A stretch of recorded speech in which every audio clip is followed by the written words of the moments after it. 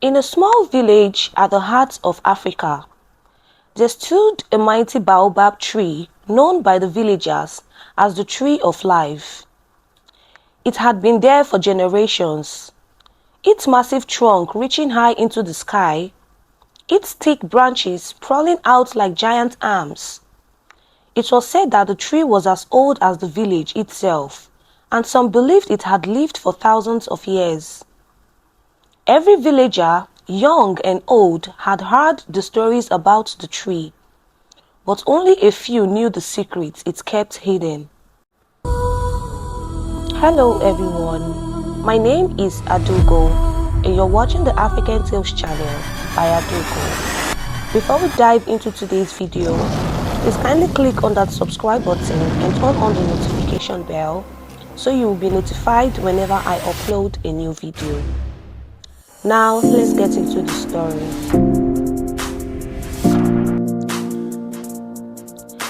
Among the children of the village was a curious boy named Amara. He was only 12 years old but had an adventurous heart and a mind that never stopped questioning the world around him.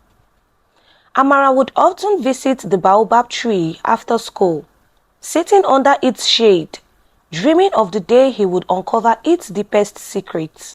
One evening, as the sun began to set and painted the sky with orange and purple hues, Amara sat beneath the tree, his eyes fixed on its enormous trunk. He had always felt a strange pull towards it, like it was calling him. But tonight was different. There was something in the air, a soft whisper, like a voice carried by the wind. Amara, the voice seemed to say. Startled, Amara looked around, but there was no one in sight.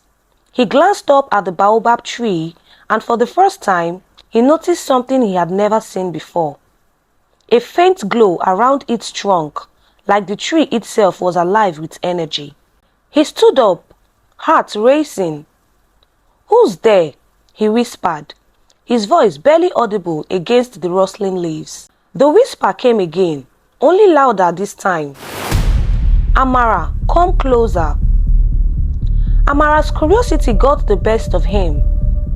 Slowly, he stepped closer to the tree. As he did, the ground beneath his feet seemed to tremble, and the glow around the tree grew brighter. Without thinking, he placed his hand on the tree's rough bark. The moment his fingers touched it, the world around him seemed to shift. He felt a rush of wind, like a great storm had suddenly appeared. The trees around the baobab swayed violently, but the tree itself remained still. Amara's heart raced as a deep rumble echoed through the ground, vibrating in his bones. "Who are you?" Amara shouted, trying to steady himself.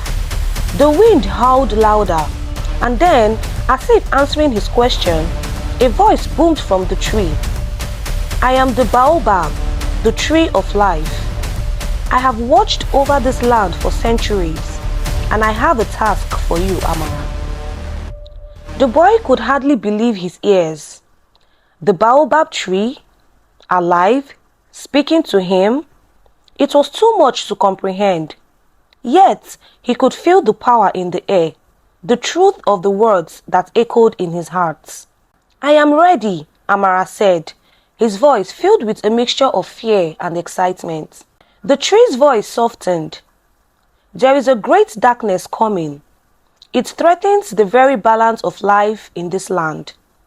You must find the key that can restore the balance." Amara's mind raced. What key? And how could a young boy like him stop such a powerful darkness?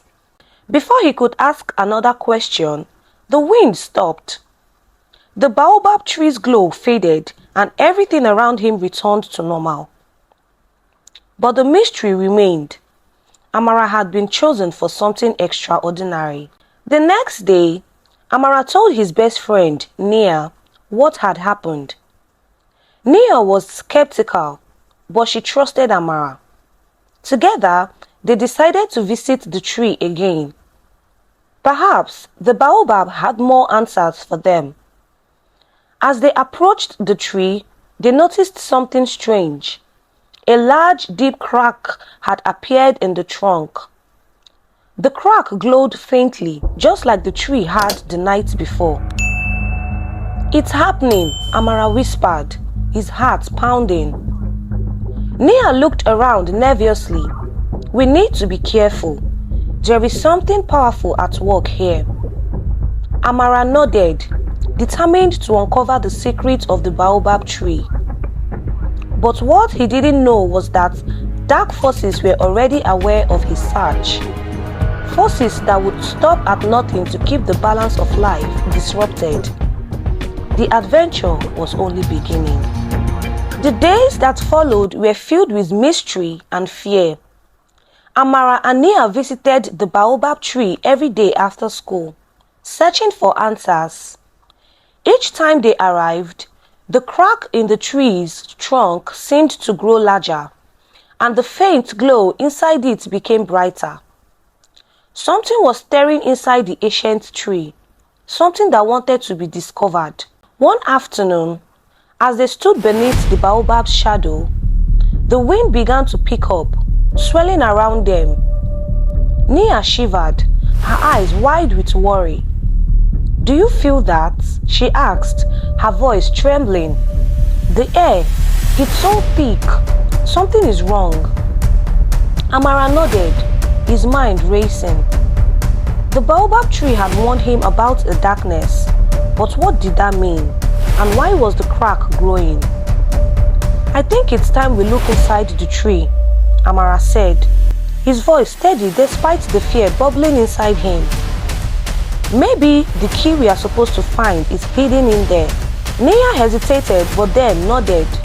She trusted Amara, and deep down, she knew they couldn't turn back now.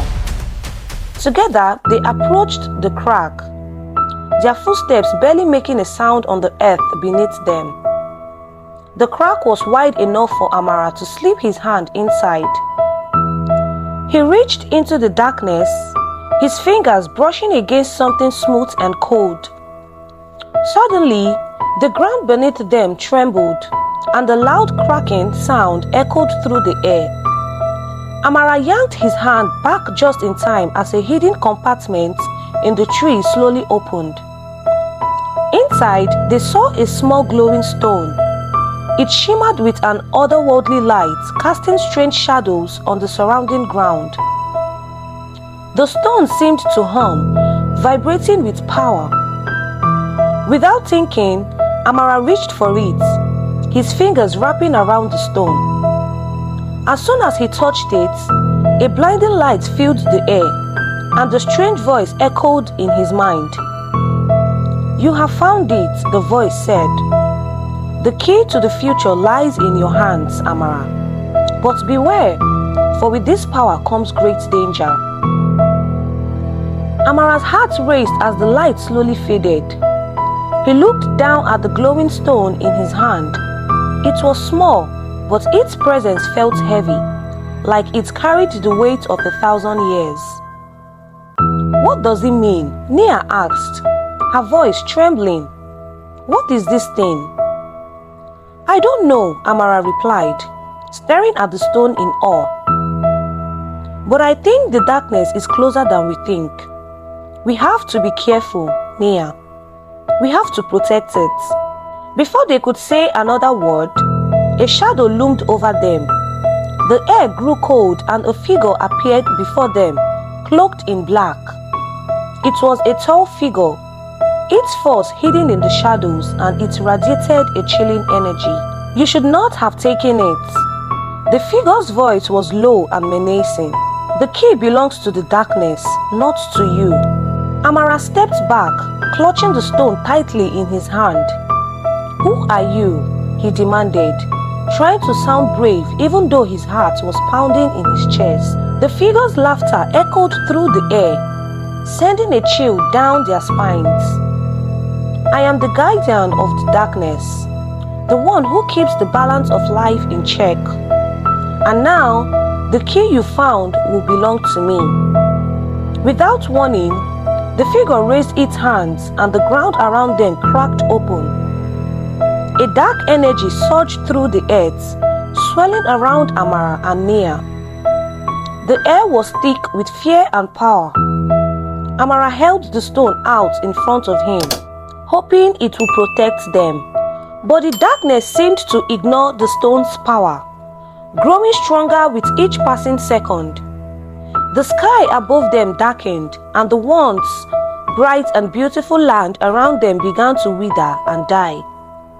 Trees twisted into strange shapes, and the grass turned to ash. "This is the power of the darkness," the figure said, its voice now a sinister whisper, "and it will consume everything in its path, unless you give me the key."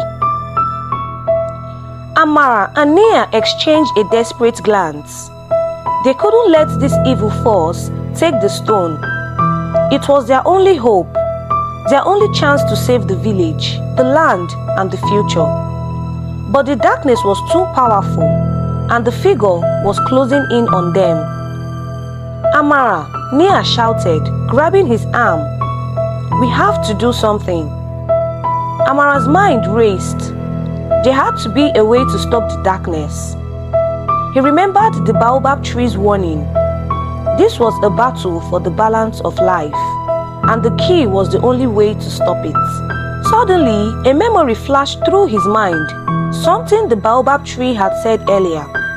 With this power comes great danger. Amara realized that the key was not just a stone, it was a part of something greater, something that could either save them or destroy them. He had to make a choice. Without thinking, Amara stepped forward, holding the stone high above his head. "Take it," Amara shouted, his voice strong with determination. "But you won't control it. I will." The figure hesitated, its shadow flickering. Amara could feel the power of the stone building, its light growing brighter and more intense. The air around them began to swell, and the dark energy seemed to falter for the first time. "What's happening?" Nia gasped. "I don't know," Amara said, his eyes fixed on the stone. "But I think the stone is protecting us." The darkness recoiled, as if afraid of the light the stone emitted. The figure raised its hands again, but this time it seemed weaker. It growled in frustration. "You cannot control it," the figure hissed. "The key belongs to me." Amara stood tall, the stone now glowing with a blinding light. He could feel its power surging through him, connecting him to the Baobab tree, to the land, to the very heartbeat of the earth itself. And then, in an instant, the darkness disappeared, as if it had never been there at all. The air cleared, the land began to heal, and the Baobab tree's glow returned to its normal, gentle shimmer. But the figure was gone. Amara and Nia stood in silence, breathing heavily from the encounter. They looked around, relieved to see the land returning to normal. "It's over," Amara whispered, his hand still holding the glowing stone. "But I know this is just the beginning." The Baobab tree had given them a choice and they had made it, but the battle was far from over. The darkness was still out there, waiting for its next chance to strike, and Amara knew he would have to be ready. Amara and Nia stood quietly under the Baobab tree, the stone still glowing faintly in Amara's hand. The land had returned to its peaceful state, but both of them could feel the weight of the battle that had just occurred. The air was calm, but their hearts raced, each beat filled with the knowledge that the danger was far from over. "What do we do now?" Nia asked, her voice low and uncertain. Amara gazed at the glowing stone. "I don't know," he said, his mind still trying to process everything that had happened. "But I feel like it's not just over. The darkness might be gone for now, But there is more to this than we understand. Nia frowned. The baobab tree said there would be a darkness. It seemed like it's still out there. Maybe the tree can help us figure out what we need to do next. Amara nodded, understanding that Nia was right. They needed to go back to the tree. The baobab had given them the stone, but what else did it know? What was the full truth behind this darkness, and how could they stop it for good? With the stone still glowing in his hand, Amara and Nia made their way back to the baobab tree. The path through the village was quiet, as if the very earth was holding its breath after the strange and terrifying event that had just occurred. When they reached the tree, Amara felt the ground beneath his feet vibrate ever so slightly, like the baobab was acknowledging their presence. The tree's branches swayed gently, though the breeze was still. Amara and Nia stopped in front of the massive trunk, waiting. "Baobab," Amara called out softly, his voice filled with respect. "We've done what we could. The darkness has faded for now, but what comes next?" For a long moment, there was silence. Then the voice of the baobab tree echoed in their minds once more. Calm, yet filled with a deep urgency. "The darkness has been repelled, but it will return. The key you hold is the only thing that can restore balance. But it is not enough on its own. You must seek the second piece, the heart of the earth. Together, the stone and the heart can protect the land." Amara's heart skipped a beat. "The second piece?" he repeated, puzzled. "Where do we find this heart of the earth?" "The heart is hidden deep within the forbidden forest," the tree explained. "A place no one has dared to enter for many years. It is guarded by creatures of darkness, and its path is treacherous. You must go there to find the heart, Amara, or the darkness will consume everything." Nia's eyes widened in fear. "The forbidden forest? No one has ever returned from there.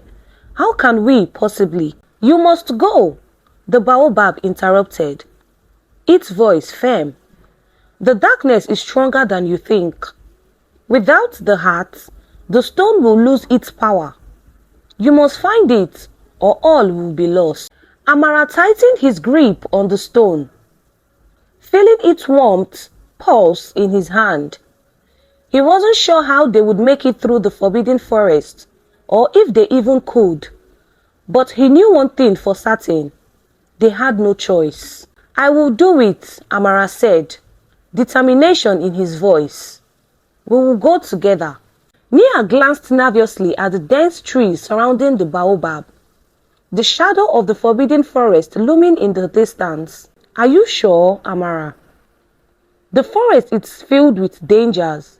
What if we can't make it out?" Amara looked at her with a calm expression. "We can't let fear stop us. We have the stone, and the baobab has guided us this far. We will find the heart of the earth. We have to." Together, they turned towards the darkening horizon, where the forbidden forest stood, its thick trees a silent warning. The path would not be easy, but Amara knew that there was no turning back now. As they entered the edge of the forbidden forest, a strange feeling settled over them.